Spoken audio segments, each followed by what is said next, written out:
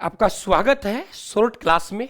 और जिस तरीके से टॉपिक पढ़ते आ रहे हैं आप लोग 2 घंटा 3 घंटे पढ़ते हैं और कुछ सवाल तो सीधे होते हैं, बस उनको निकाल के लाना होता है सब्जेक्ट से। और वही काम मैं कर रहा हूँ, 5 से 7 मिनट में आपको टॉपिक करवा के जा रहा हूँ। यदि पसंद आए तो रायथन क्लासेज का टेलीग्राम ज्वाइन करके आप पीडीएफ प्राप्त करेंगे और चैनल को सब्सक्राइब करें। और ही ज़्यादा पसंद आए तो क्लास को शेयर करके हौसला अफजाई करेंगे। एक सवाल मेरी तरफ से आपको कि वर्तमान में जो अरावली पर्वतमाला है, सवाल बनेगा कि अरावली पर्वतमाला की परिभाषा में कितना मीटर का दायरा रखा है, यानी कितने मीटर से नीचे पहाड़ियां हैं तो वो अरावली की पहाड़ियों में गिनती नहीं होंगी। इसका कमेंट बॉक्स में आप लोगों को जवाब देना है।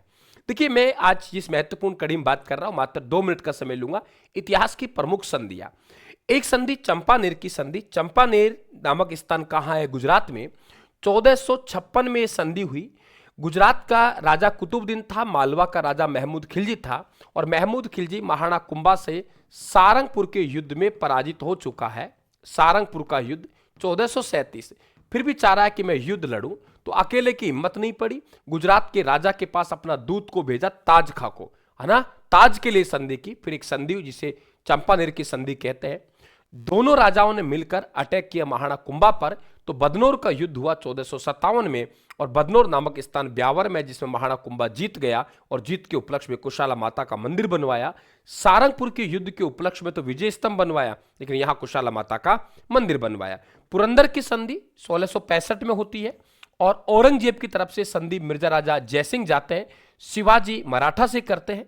शिवाजी ने 23 किलो मुगलों को दे दिया, फिर भी धोखे से शिवाजी को बंदी बना के राम सिंह की हवेली आगरा में रखा गया था।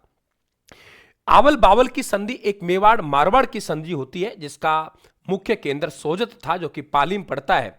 और मेवाड़ और मारवाड़ की सीमा का निर्धारण किया तो आवल और बबूल के पेड़ लगा दिए, इसलिए इसे आवल बावल की संधि भी कहते हैं। 1453 में हुई। महाराणा कुंभा जो कि मेवाड़ के राजा था, उन्होंने, आपको मालूम होगा, राव जोधा मारवाड़ के, इनके पिता रणमल को भारमली नामक दासी से जहर दे के मरवा दिया था। और उस समय राव जोधा, किसी ने कहा था राव जोधा भाग सके तो भाग, था रणमलियो तो मारे गयो। तो राव जोधा ने जहां जाके शरण दी वो गांव काहुनी गांव था। फिर अंसाबाई रिश्ते में कुंभा की तो दादी लगती थी और जोधा की बुआ लगती थी, उनकी मध्यस्थता से एक संधि हुई जिसे हम लोग आवल बावल की संधि कहते हैं। मुगलों की अधीनता स्वीकार करने वाले, मुगलों से संधि करने वाले मुगल आमिर। सबसे पहले अगर किसी ने संधि की तो आमेर रियासत ने की। आमेर के राजा भारमल है। ना केवल भारमल ने संधि की बल्कि मुगलों से वैवाहिक संबंध भी स्थापित किए। सामर में अपनी बेटी का विवाह अकबर से किया, जिनके गर्भ से जहांगीर का जन्म हुआ।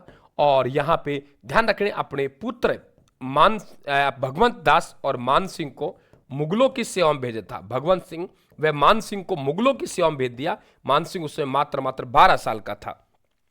नागौर दरबार का आयोजन 1570 में हुआ। बीकानेर के कौन थे? बीकानेर के राव कल्याणमल।